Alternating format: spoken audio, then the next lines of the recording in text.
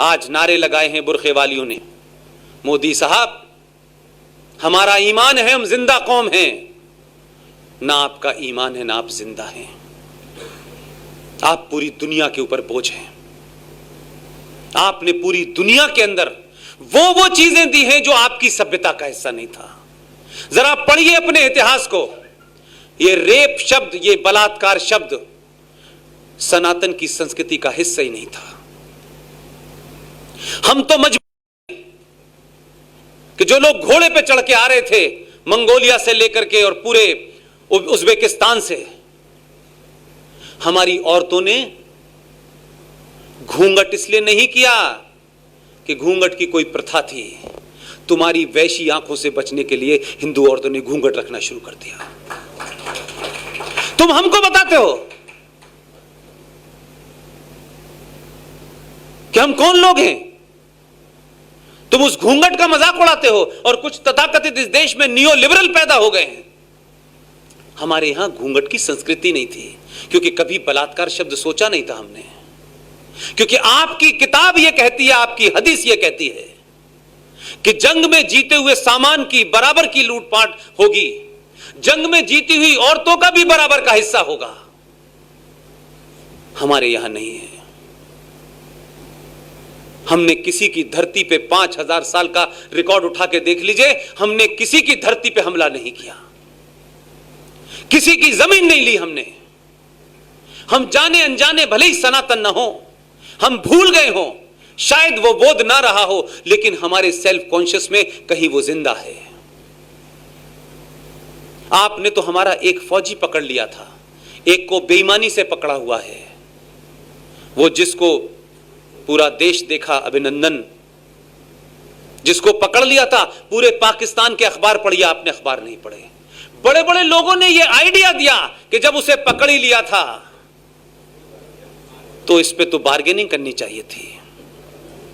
उन जाहिलों को नहीं पता, या पता है तो जानना नहीं चाहते। हमने 71 में 93,000 पाकिस्तानी फौजियों को ऑफिशियली सरेंडर कराया था। 2 महीने तक पूरी इज्जत के साथ रखा और किसी का नाखून नहीं काटा और इज्जत के साथ वापस भेज दिया था। हमारे अनकॉन्शियस में आज भी सनातन जिंदा है।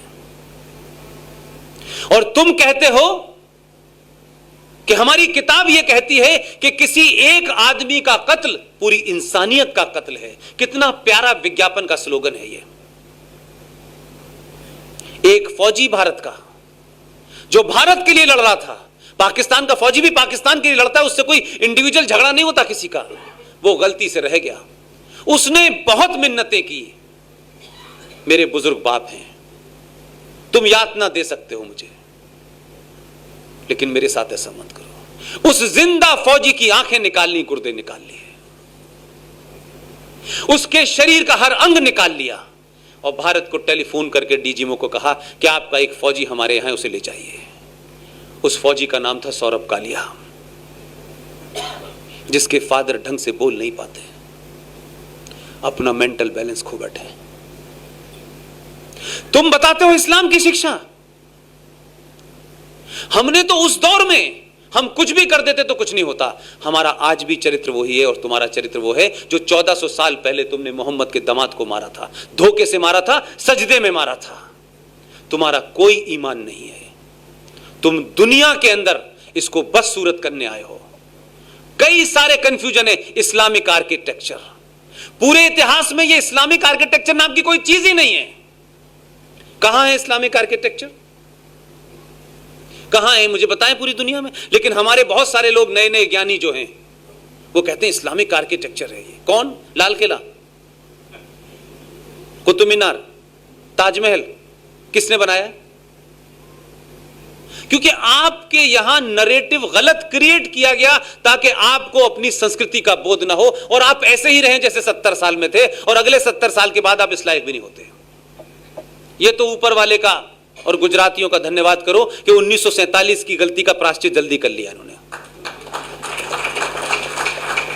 नहीं तो 1947 में जैसे लोग ये भेज रहे थे तो सत्यानाश हो जाता। एक गाल पे दे दो तो दूसरा गाल खोल दो और ये कर दो और वो कर दो।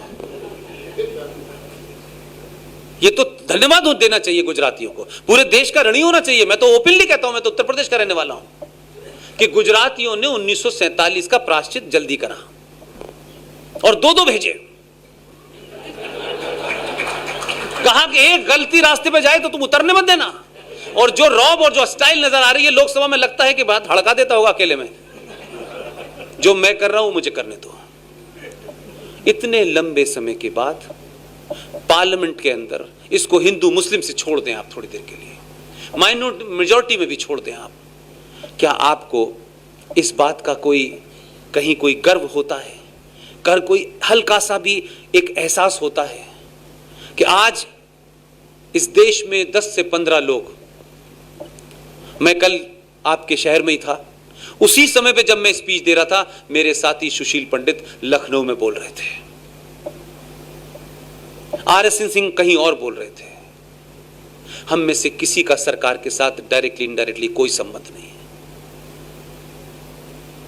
कोई वजह तो होगी कि कुछ लोग अपने आप देश में कुछ करने निकले हैं। कोई वजह है कि रात के 10 बजे आप जैसा समाज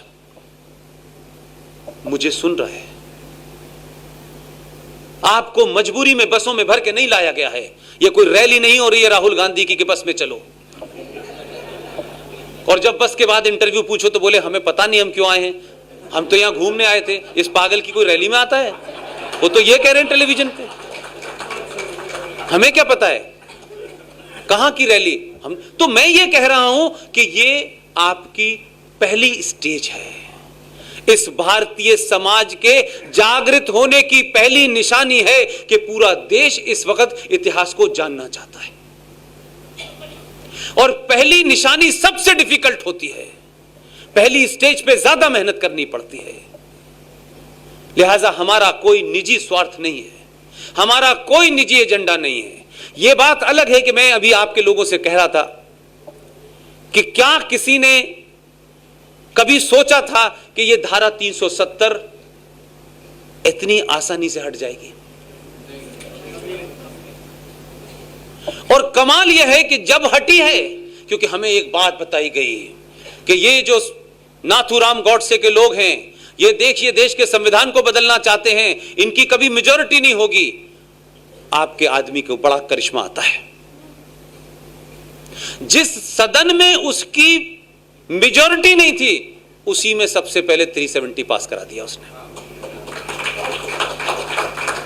ऐसा कोई बिल नहीं मिला इतना शार्पली डिवाइडेड बिल हो और उसको रखने में सरकार, और 24 घंटे में एक में पास कराया, 48 घंटे में दोनों में पास होके साइन शाम तक राष्ट्रपति के करा दिए। जाओ करो क्या करोगे।